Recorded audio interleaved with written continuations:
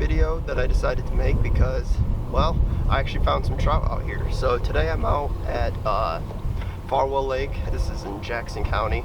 It's one of the lakes that the DNR stocks trout in.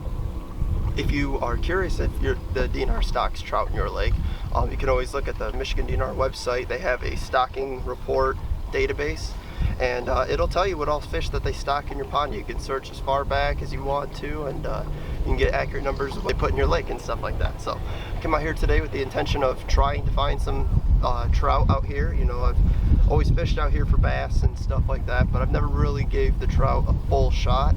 So, you know, it's like I've got live scope. You know, I went around, I scanned around, and I started looking for some bait, and I figured that'd be my best bet to start. So that's what I did, and I ended up finding some trout, which you know, I've got some live scope footage of that, and you know, I found a nice little school of them. They're only about stocker size. They're about 8 or 9 inches, but I'm just saying, you know, hey, you know, the state puts these resources in these lakes, and it's a great way for us to take advantage of the resources that they go into.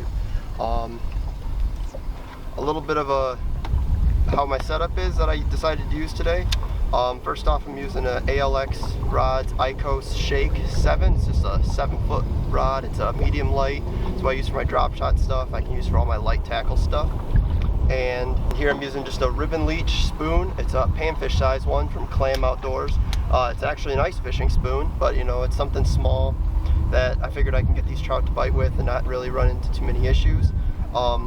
If you can see, I've got a lot of split shot on here. That's just to help it get down faster while I'm live scoping, you know, and yeah, I get more control over the bait in this deeper water. Today I'm fishing about 40 feet, anywhere between 30 to 40 foot, you know, and if I have to get the first one, I had to convince him a little bit more because they wouldn't bite. So I just put like a wax worm from Knudsen's live bait on there, give him a little bit something extra to eat and stuff like that. But it seemed like once I got him fired up after I caught that first one, I really didn't have to put any bait on him at all. So you could use that as a tip too. I'm sure if you put just bait on a jig head or something like that, if you found this school of fish, there's probably 100 some fish in this school. It's quite the school to see. And if you look at any of my live scope footage that I have, you'll see that, you know, they get pretty active. They get pretty competitive when it comes to you know, when it comes to competing over the bait and stuff like that. There's a few fish that I've missed so far today. Right now I'm sitting still on top of the school. I'm gonna let them kind of chill out for a little bit before I go back to catching them. But I figured I'd just, you know, stop and make this little video here and hopefully help any of you guys, especially here in the southern Michigan area, hopefully catch a few fish. You know, if you have any questions or anything like that, feel free to reach out. Like I said, this is the first day I've really come out here and tried targeting these trout.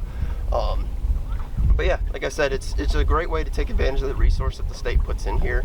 They're great fish, you know, keep one or two if you want to eat them and stuff like that. You know, obviously pay attention to the size limit and the catch and keep limits and stuff like that the state has.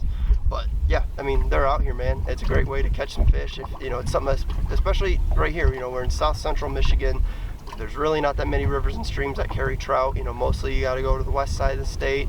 There's some on the east side of the state too, but if you're not looking to make an hour-and-a-half drive, hey, go check your local lake out. I know there's about 4 or 5 of them here in the Jackson County area that they've got these trout in. And yeah, if you want to just catch something different, go for it. You know, we've got the tackle. All my tackle and stuff like that's available at Knudsen Sporting Goods. And yeah, go out, have some fun, take your kids out, and enjoy the beautiful lakes that we have in the area.